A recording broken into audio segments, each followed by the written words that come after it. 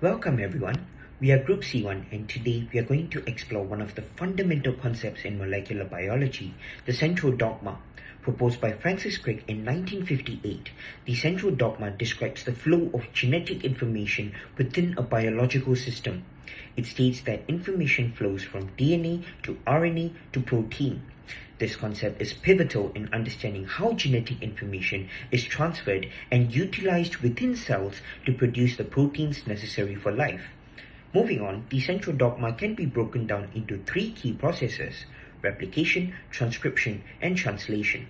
Replication is the process by which DNA makes a copy of itself. Transcription is where DNA is used as a template to synthesize RNA, and translation is where RNA is used to synthesize proteins. Together, these processes ensure that genetic information is accurately passed from one generation to the next, and that it is properly expressed within the cell. Next, let's take a closer look at DNA replication. This process occurs in the cytoplasm where DNA unwinds to form two single strands. Each strand serves as a template for the new complementary strand. The enzyme DNA polymerase synthesizes these new strands by adding nucleotides to the growing DNA chain. This ensures that each new cell receives an exact copy of the DNA, preserving the genetic information. Next, we have RNA transcription. In this process, DNA is transcribed into messenger RNA or mRNA via initiation. The enzyme responsible for this is RNA polymerase, which synthesizes the mRNA strand by reading the DNA template strand via elongation. The resulting mRNA from termination is complementary to the DNA template strand and carries the genetic information from the nucleus to the cytoplasm, where it will be used in protein synthesis. Finally, let's discuss protein translation. During this process, the mRNA is translated into a polypeptide chain, which will become a functional protein. Ribosomes read the mRNA in sets of 3 nucleotides known as codons. Transfer RNA or tRNA molecules bring specific amino acids to the ribosome, matching their anticodon regions to the codons on the mRNA. This ensures that the amino acids are added in the correct sequence to form the protein. Now, the central dogma is significant because it outlines the path from genetic material to functional proteins. Proteins are essential for various cellular functions, including structural roles, enzymatic activity, and regulation. By understanding the central dogma, we can appreciate how genetic information is accurately transferred and expressed within cells, ensuring the proper functioning of biological systems. This framework is fundamental to fields like genetics, molecular biology, and biotechnology. Now, Amos will elaborate on what are codons.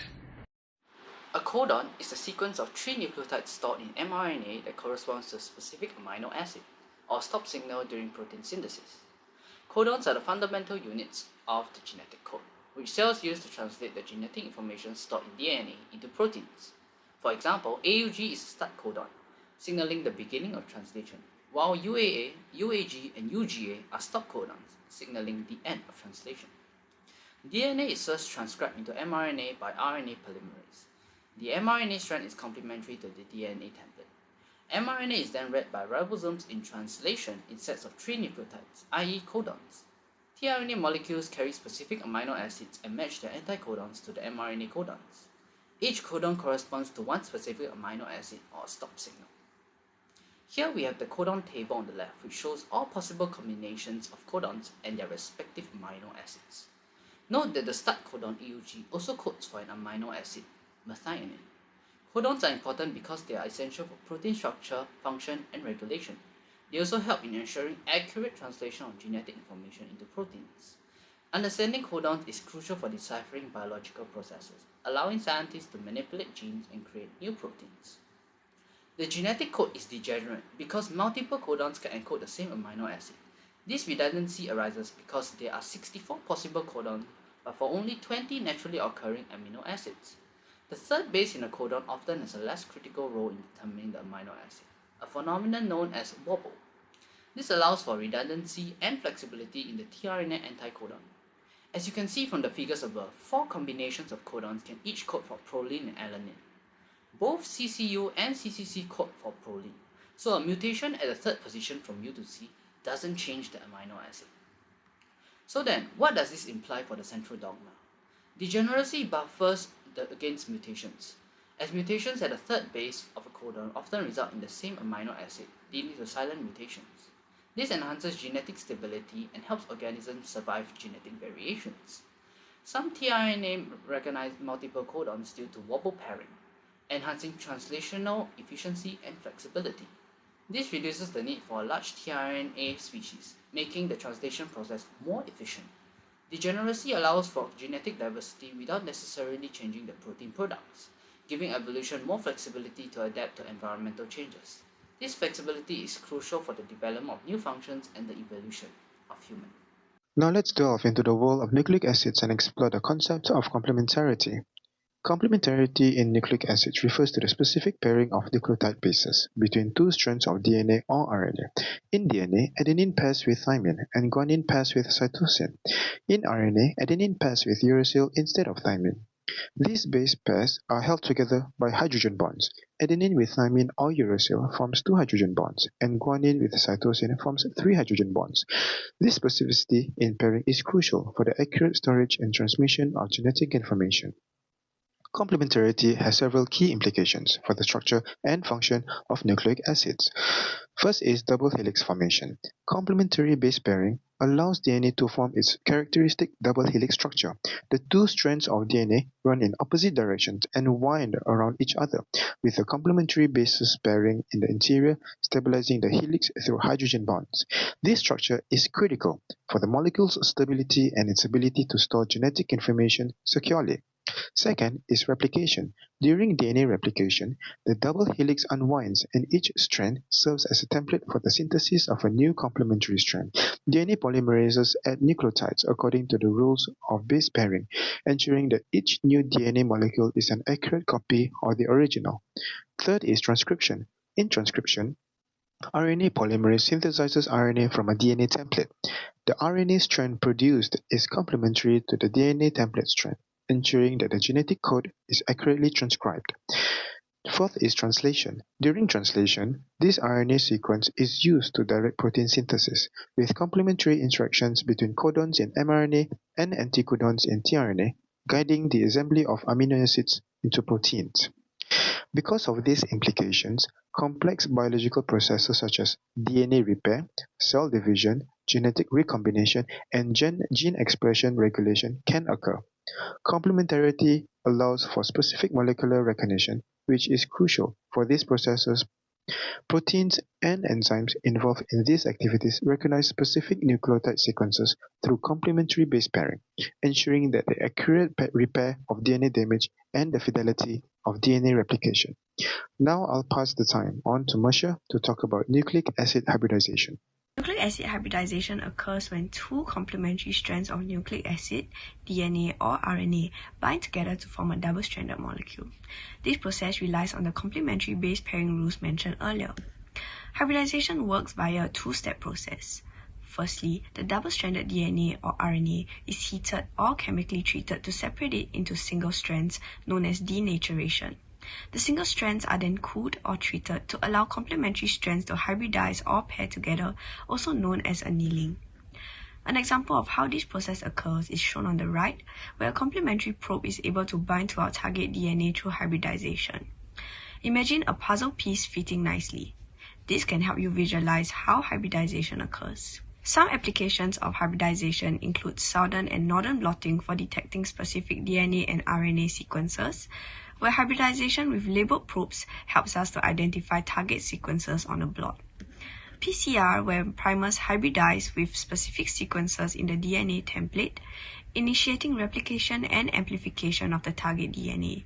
And of course, in situ hybridization, which is used to locate specific nucleic acid sequences within tissues or cells.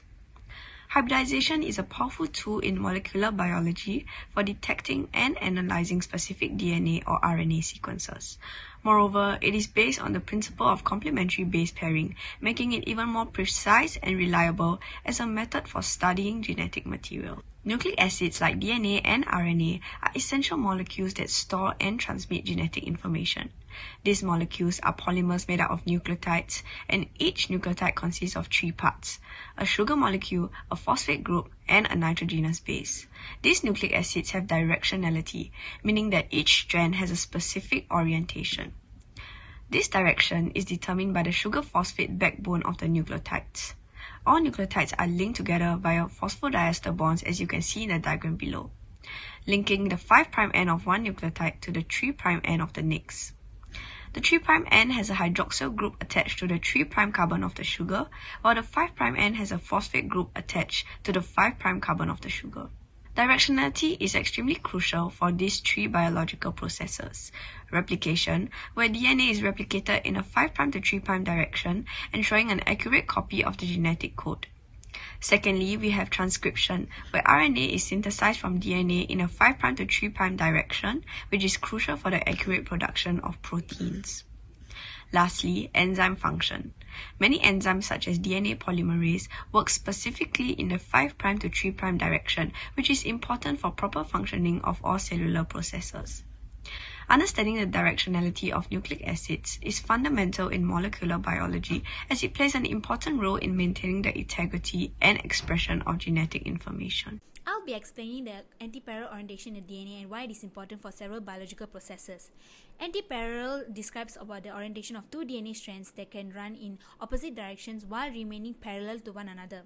These strands were intertwined with each other to form a DNA double helix structure. Let's talk about the directions. One of the strands will go in 5' end to 3' end direction, and the complementary strand will go in 3' end to 5' end direction in an opposite way. This opposite orientation is what we refer to as antiparallel. So why is this arrangement so important? There are 4 primary reasons to why. Firstly, we have stability, where the antiparallel orientation allows base pairs like the adenine with thymine, guanine with cytosine that can fit together like a lock and key in the most stable configuration. This arrangement facilitates the formation of the hydrogen bonds, which can hold the 2 strands securely together, contributing to the stability of the DNA molecule. Next, we have replication. So the antiparallel structure will ensure that the DNA polymerase will move in the correct orientation to create new complementary strands. The DNA polymerase can only move in 5' to 3' direction, allowing continuous replication of the leading strand and the formation of the Okazaki fragments of the lagging strand. This arrangement ensures that the entire DNA molecule can be accurately replicated. Thirdly, we have the protein binding and recognition. Proteins will bind to specific DNA sequences effectively due to the stable antiparallel structure. For example, activator proteins will recognize and bind to certain DNA sequences to activate the transcription, which is essential for the gene expression, regulation, and other cellular processes. Lastly, we have transcription. So during transcription, RNA polymerases will help to synthesize RNA in 5' to 3' direction by using one of the antiparallel DNA strands as a template. So the antiparallel nature of the DNA ensures that the the information can be copied accurately into the RNA, maintaining the integrity of the genetic code. So understanding this concept highlights the efficiency of the DNA structure in supporting its complex functions. In conclusion, this presentation will cover the central dogma illustrating the flow of the genetic information from DNA to RNA to protein. We have detailed the replication, transcription, and translation processes, highlighting the codon specificity, nucleic acid hybridization, and complementary base pairing.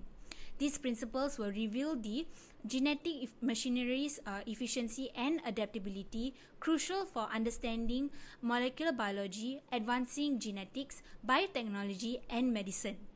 Here are our references. Thank you.